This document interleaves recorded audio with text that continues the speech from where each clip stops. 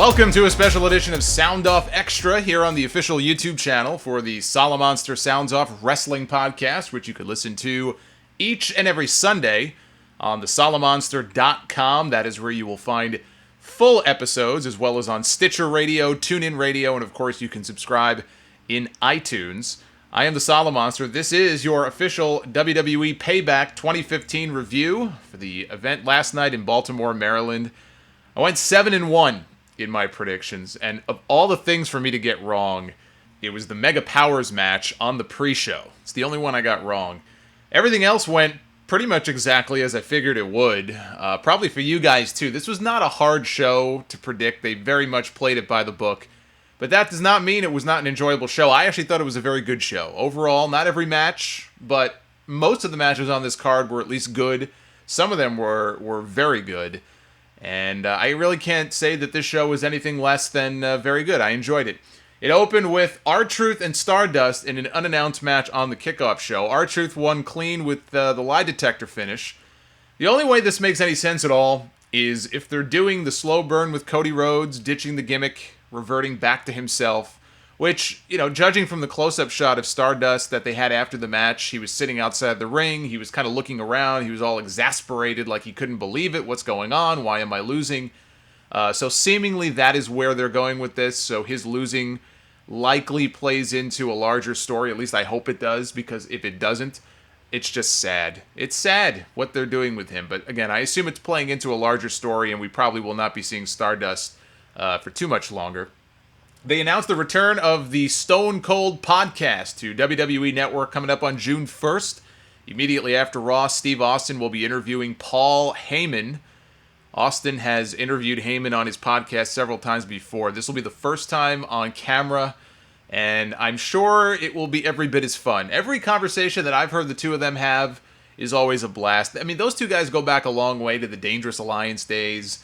And of course ECW, where he gave Austin a chance to show some personality after he was unceremoniously dumped by WCW. So I'm sure a lot of that stuff will come up, and maybe, I don't know, maybe he'll have a few interesting questions about Brock Lesnar, and we'll see. But I'm looking forward to that. I'm a big fan of Austin's interview style. I don't hate Chris Jericho's interview style. It's just a completely different kind of style that he has.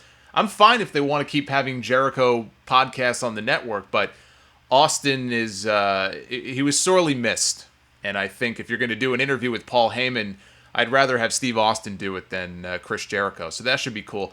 So I'm happy to see them back on the same page again, and there was a lot of, petty nonsense going on. I know from Austin's point of view, he didn't have any heat with WWE. I don't think the same can be said the other way around. I know there were some things that happened, and, WWE wasn't very happy with Austin, but all water under the bridge now. It's very smart of them to do this also, the way they're doing it, because all those people who subscribe to the network for free for the month of May, first of all, they added the Elimination Chamber show on the 31st, the final day of the month. So when that show ends at, 11 o'clock at night, unless you cancel your network subscription before midnight, it rolls over into June, and you're going to be billed no matter what for the month of June. Now they've added another feature for the first day of the month, so it's a smart way to convert all those free subscribers to paid subscribers and boost their numbers, at least for 1 month. I mean, who's to say those people are going to stick around after that? But at least for the month of June, this should help elevate those numbers. So it's a smart move on their part. The Ascension against the Mega Powers. Now, they're calling them the Mega Powers, and yet I could have sworn they were calling themselves the Meta Powers. They did this video that aired on the app, and they put it on their YouTube channel. It was actually very entertaining, so of course it never aired on TV. But on TV here, they were just blatantly ripping off the Mega Powers name and calling them the Mega Powers, and Curtis Axel came out dressed up as Hulk Hogan. He came out to Real American. They won me over right away as soon as they played Real American. I'm a huge mark for the song. And he came out in the whole Hogan garb, the Fu Manchu and the bandana and the tie-dye pants and everything. As Hulk Hogan impersonations go, I would say Axel did a very good job. Macho Mandow was out there with him. No Elizabeth. I still say they should bring up somebody from NXT, even one of the women who hasn't debuted on NXT TV yet, and call her Lizzie, and they can add her to the group. But I enjoyed this. It was like 1989 all over again watching these two come down to the ring. I enjoyed it for what it was. There were a lot of people very upset. They thought it was stupid. What a waste of these guys. What a waste of Sandow. And I'll repeat what I said on the Sound Off this past weekend on episode 283. It was 100 episodes ago. 383 was the episode I did this past weekend. And I said, look, I had high hopes. I don't know why, but I had high hopes after they had Sandow come out all those weeks ago on TV. It's like a month ago now. When he came out as himself. He came out in street clothes. He cut a very honest, I think, in a lot of ways, promo. In his own voice. He wasn't playing a character. He wasn't doing it for comedy. And the people bought into it. The people were behind him. He said, listen, I'm here to entertain you. And the people were responding in a positive way. And I thought this could be the start of something for this guy. No more goofy gimmicks. No more Mizdow. None of this stuff. He can be himself, and maybe he can get over. We'll see if they give him the chance. Of course, they never gave him the chance. Almost immediately, they have him start doing the Macho Mandow gimmick. I got a mailbag letter about Macho Mandow like a month ago, 5 weeks ago, whatever it was. Somebody wrote into the show pitching the idea for Macho Mandow. And I laughed at it, and I said, that's actually a hell of an idea. You know what? I would love to see it. So they do the Macho Mandow idea finally. And I said to myself, you know what? It pretty much just confirmed what I thought anyway. They were never going to give this guy a chance. If he can pull off the Macho Mandow thing, more power to him. It's entertaining. He's slotted in that role. He's like the new Santino in this company. You know what? For him, maybe it's not the worst position to be in. At least he'll have steady work, and he can have some fun with it. But it's a shame. It is a shame they never really gave him a chance. After that promo on Raw all those weeks ago, that was the time, if you were going to give this guy a shot, to let him sink or swim, that was the time to do it. And they didn't do it, and I think it speaks volumes to what they think of this guy. So I just enjoy what he does. I have fun with it. I don't take it too seriously. My advice to you people who are very upset about this, you should do the same. It is what it is. You know, they book who they want to book the way they want to book them, and sometimes there's no rhyme or reason for how or why. That's just how it is. So I enjoyed this. It didn't make me angry or anything like that. What made me actually upset was the finish of the match, because they actually had the Ascension win clean. They went over with their Fall of Man finish, I think on Axel, and they beat him. I couldn't believe that. I mean, they've got an entertaining act with Axel and Mandow, and they beat them on day one. So the one team in this match that actually was entertaining, or at least semi-entertaining, lost to a team that isn't entertaining in the least. So I didn't like the finish. I thought the Ascension is a joke anyway. There's no harm in putting these two guys over them. But nope, the Ascension won. And so we come out of this match with neither team being over, which makes complete sense. Sheamus beat Dolph Ziggler in the opener of the actual pay-per-view. Beat him with the bro kick. Really good match. These guys have good chemistry. They almost always have good matches. Midway through the match, Ziggler pulled up his trunks, rubbed Sheamus' face in his ass. So they finally fulfilled the stipulation from last month. It only took a month. Later in the match, Ziggler gave Sheamus a headbutt. Unfortunately for him, the headbutt connected a little too well, and he busted himself open hard way. This was not a tiny cut either. This guy was just pouring blood all over the place. Sheamus was fine. He obviously has a hard head. But Ziggler was just bleeding all over the place, blood in his hair, blood all over the mat. And when Sheamus gave him the bro kick, Ziggler wasn't even on his feet. He was on his knees. He couldn't even get up to his feet. You know, they did the best they could not to show the blood. I know why they do it. I know the no blood policy, and they shy away from it. Unless they absolutely can't avoid it. It's not like they never show people with blood. They've shown Brock Lesnar with blood on his face plenty of times. I mean, unless you put a giant blur over the person's face, sometimes there's not much you can do. But boy, they tried their hardest not to show Ziggler here on TV, and I just think it's such a waste. I really do. I mean, if somebody bleeds like that, it doesn't happen very often anymore. It wasn't done on purpose. But if somebody bleeds like that and it adds to the drama of the match and the post-match, you don't have to zoom in on it like a close-up, but at least show it. Otherwise, it's all for nothing. I really do. I think it adds to the match. How often do we get to see that these days? Ziggler ended up with 10 stitches above his eye. It was pretty gnarly looking, too. He put a picture online of the stitches. It's pretty nasty. He's lucky he didn't concuss himself with his history of concussions. At least I hope he didn't. New Day retained their tag team titles over Tyson Kidd and Cesaro, 2 falls to 1. Great match. I thought this was the best match on the entire show. I enjoyed this even more than the main event, and I enjoyed the main event. Cesaro tried to get Big E up at one point for a double underhook suplex. Could not get him all the way up, and so he put him down instead of dropping him on his head and killing him like a less experienced guy might have done. But he rebounded quickly. Crowd did not give him shit for it because they actually respected the effort. Giant swing into a dropkick for the first fall. A win for Kid and Cesaro. Then New Day won the second fall with Big E's terrible finish, the big ending. Kofi comes off the top rope now for it, I guess to give it a little something extra. He actually missed completely on this. This looked even worse than usual. But they got the win in the second fall. And finally, New Day won the last fall when Xavier Woods, who was not in the match, he was on the outside, he took off his vest. He scampered into the ring behind the referee's back and rolled up Cesaro for the pin. Because all black people look the same in WWE. And, for the people who pointed out to me on Twitter, well, the referee couldn't see his face, Solomonster. Yes, I know. It was said as a joke. But in my defense, Michael Cole mixed up Kofi Kingston and Xavier Woods. Plain as day, okay? There was no mask. There was no, their faces are hidden. He mixed up those two guys no less than 3 times in one match on Raw, either last week or the week before. Just completely mixed them up. And did it again. So I think there may be something to this whole thing in WWE when it comes to the African-American stars. But anyway, Bray Wyatt and Ryback had a match. It was very boring. No offense to Ryback or anything. He was fine. They were fine, but the match just bored me to tears. Ryback may have been legit hurt at one point. Bray Wyatt did that jumping back senton that he does, but he did it off the apron onto Ryback on the floor. And in case you didn't know, Bray Wyatt is a big boy. And so, I don't know, from what I've heard, Ryback may have injured a rib or broken a rib. He looked like he was in a lot of pain, like not just selling. He looked like he was in a lot of pain after that. He started screaming and banging on the floor. And at the end of the match was already over. Bray Wyatt won with Sister Abigail, and I think Ryback was on the outside. He rolled out of the ring, and you can see, as Bray is posing, the referee on the outside putting up the dreaded X sign. So I think he probably did get hurt. And if he did get hurt, hell of an effort by Ryback, because the match went on. If he had a broken rib, that's not a fun injury to have. It's very hard to breathe. It's very painful.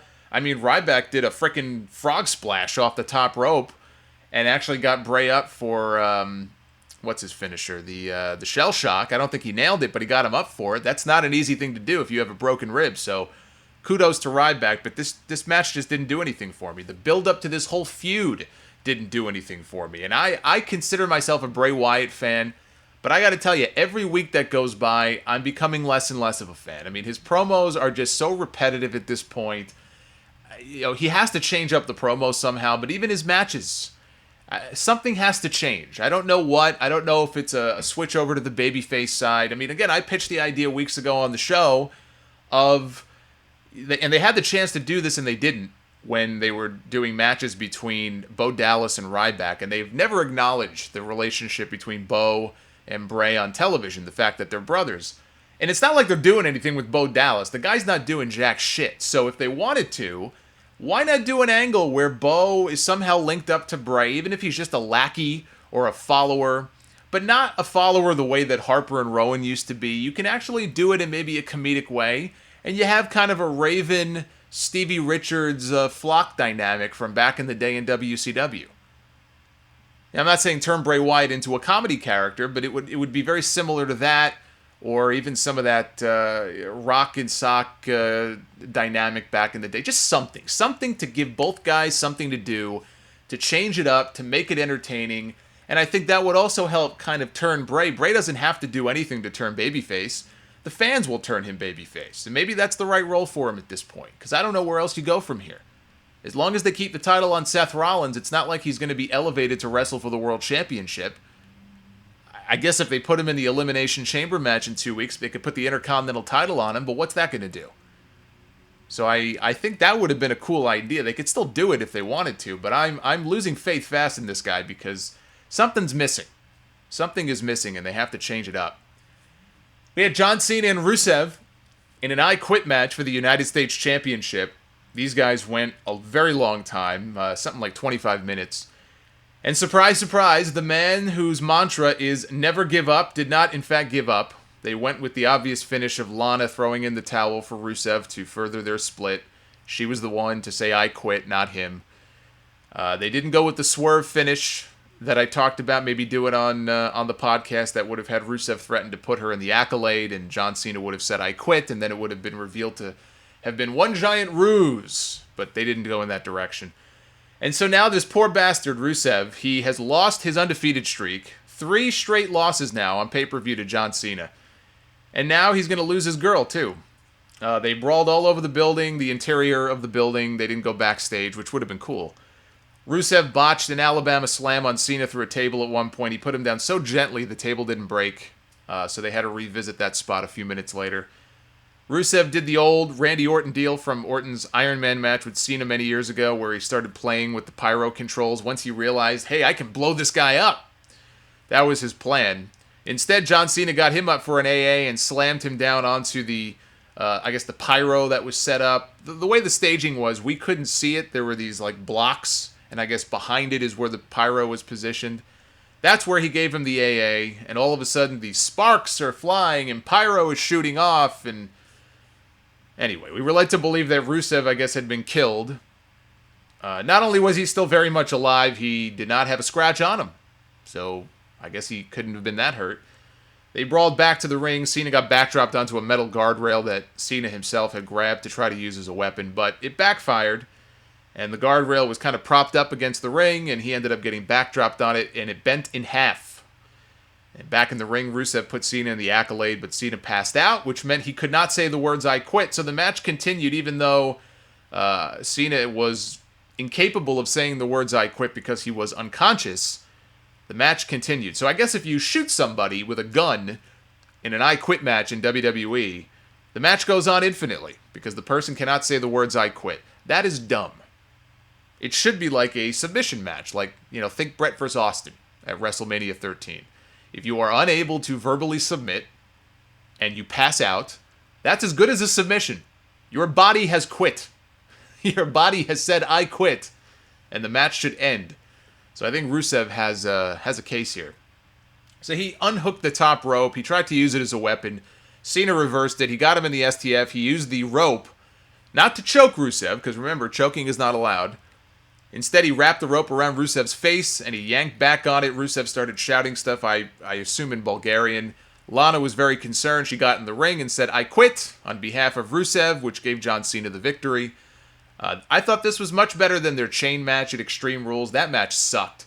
And the chain did not help them at all. They were getting wrapped up in the chain. I mean, that match was terrible. So this was much better than that match. Maybe the best match they've had in the series, but 4 is enough.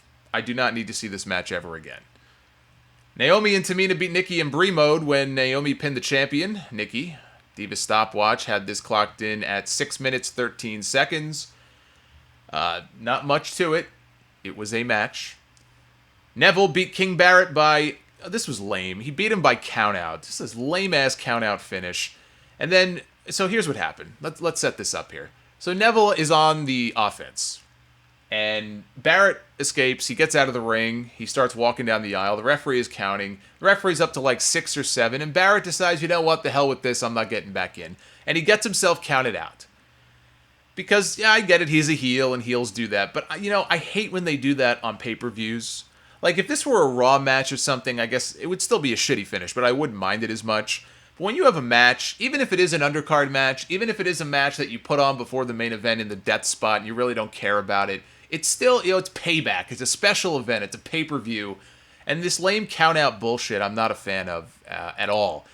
But I think it's also partly a byproduct of this being the network era, right? We're not really in the pay-per-view era anymore where you're paying $50 or $60 to see this show, and maybe you would be really angry to see a match end like that.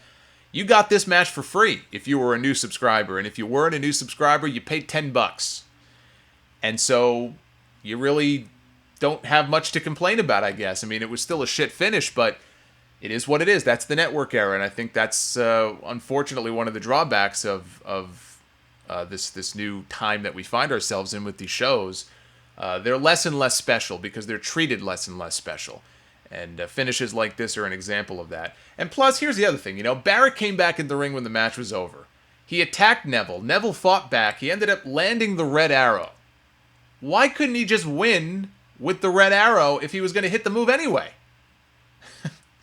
So I thought that was just stupid. I mean, look, I guess I'm happy they didn't beat Neville. That was my fear. He needed this win more than Barrett did. I mean, Barrett's treated like a clown anyway. He's another guy, kind of like Sandow. They're never going to give him a chance. So I don't want to say I've given up on him, but Neville has a lot of promise. He's the guy that they need to protect. I'm happy they didn't beat him. I mean, when this was over, he hit his big move. I guess it kind of felt like he won, but just why couldn't he just win then? It's just so stupid to me. And then we had the main event. Fatal 4-Way for the WWE World Heavyweight Championship. Seth Rollins defending against Randy Orton, Roman Reigns, and Dean Ambrose. And for all the talk of him not needing his job as the director of operations, right? That's what he said. I like my job, but I don't need this job.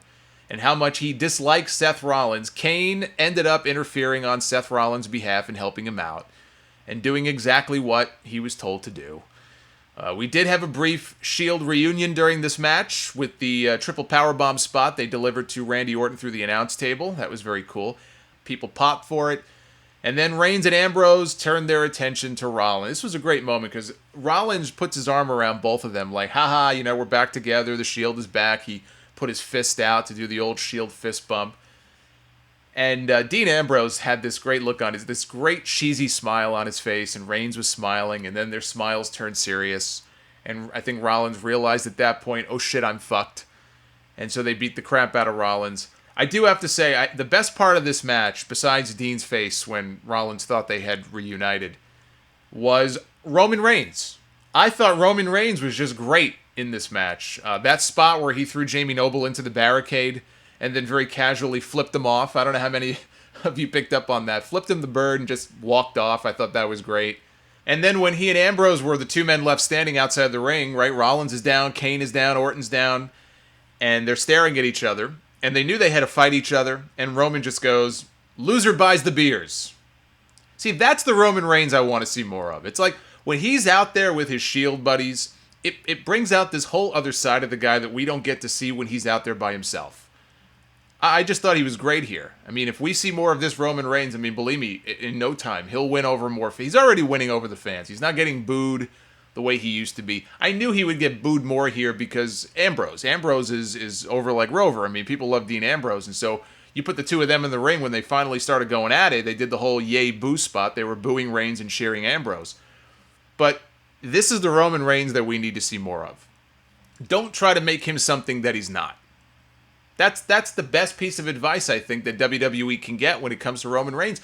Don't make this guy out to be somebody that he's not. Don't make him out to be John Cena. Let him be himself. Because when he's himself, he's got this like badass aura to him when he's left to his own devices. And I think that's kind of what we saw here. And like I said, part of it also is I think when he's working with Rollins and Ambrose and they're kind of together like that, it just brings out this whole other side of him that we just don't get to see very often. So he really stood out to me more than anybody else in this match. Rollins did get the win with a god-awful pedigree to Randy Orton to retain the title. I don't know if they've officially bestowed the pedigree on Rollins as his new finisher. I mean, I know officially on TV they haven't. Triple H came out when the match was over in the aisleway and he embraced Rollins. If they're going to do that, they need to do it on Raw tonight. They have to have some kind of little ceremony with, the authorities in the ring, and Triple H goes, I believe in you, Seth, so much that I'm going to give you the pedigree to use from now on. If they're going to do that, and I don't know if they will, then he's got to work on it, or at least work with his opponents to try to make it look better. Triple H's pedigree, to me, has looked like shit for years now. It's like he doesn't even try. And it was really the only black mark on the match. Unfortunately, it happened to be the finish, which is the biggest part of the entire match. And he did this move that looked very weak, and he got the win over Randy Orton. So when it was over, it felt kind of underwhelming. But it didn't ruin the match or anything like that. I thought it was a very good match. I was still holding out. I mean, I had predicted that Rollins would win. I think most people probably did. I was holding out hope that maybe they would shock everybody in a good way and put the title on Ambrose. And then in 2 weeks, they have another pay-per-view coming up. Rollins is going to get his rematch anyway. You can do a one-on-one Rollins-Ambrose match. Give those guys 20 or 25 minutes to tear the frickin' house down. And Rollins can win the championship back. I don't see anything wrong with that. I mean, I'm not advocating we go back to the Attitude Era where they played hot potato with the title every single week. I mean, Rock and Mankind, for crying out loud, they must have switched that title 5 times in 3 months. I'm not saying go back to that. And I do think Seth Rollins should be the one, absolutely should be the one going into SummerSlam with the title so that we can have that Rollins-Brock Lesnar match that we never got. But it would have been kind of nice, I think, to give Dean a moment like that and then, again, come back with the rematch in 2 weeks. But they didn't do it. Rollins is still the champion. Kane is still with the Authority. And that's how they went off the air. So overall, I thought it was actually a pretty damn good show. I mean, if I had to rate it again 1 to 10 on a scale of 1 to 10, I don't know. I'd probably go 6.5, 7. I could see 7 for this show. The tag team match I still think was the best. The main event, number 2. So thumbs up. If you would like to hear full episodes of the Solomonster Sounds Off, like episode 383 that went up this past weekend, you can do so on thesolomonster.com. That is the official website. You can also subscribe in iTunes, Stitcher Radio. You can stream it there, TuneIn Radio. We're also on Audio Boom. If you have the Audio Boom app, we're on there. The Podbean app. We're all over the place. So if you've never heard a full episode of the show, check it out. I think you may enjoy it. You can follow me on Twitter, @Solomonster is my handle on there. And please don't forget, before you leave this video, if you have not already done so, hit the subscribe button. So that way when new reviews like this and other videos, interviews go up. I just did an interview with JTG last week about his new book. That was really cool. It's a great conversation with him. Any sort of bonus material, sound off extras as I call them, you will be the first to know about it if you are subscribed to the channel. You will get a notification. You can hear them before anybody else does. So go ahead and hit that subscribe button. Hit the thumbs up. Leave some comments. Let me know what you think. We will be back soon enough with another Sound Off Extra right here on the official Sound Off YouTube channel. So until then, be well, stay safe, have yourselves a good week, and we will see you back here again very soon. Take care, guys.